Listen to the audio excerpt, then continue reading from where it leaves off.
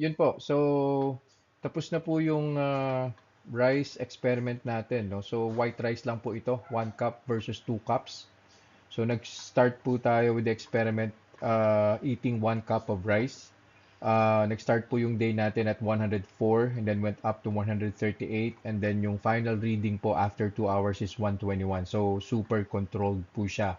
Hindi po siya umakyat to 140 which is yun po yung threshold natin, no?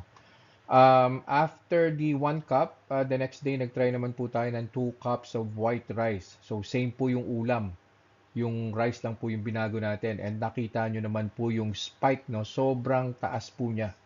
So nag-start po yung day natin at 108 after eating 2 cups of rice. After an hour, makat po siya ng 212. And then 182 po yung final reading niya after 2 hours. So again, no, pag tiningnan po natin yung pinlat po natin sa table yung spikes po ng blood sugar, si 1 cup after 2 hours plus 17 lang siya.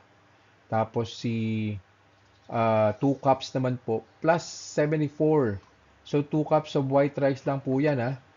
Imagine niyo na lang pagka nag-only rice po kayo.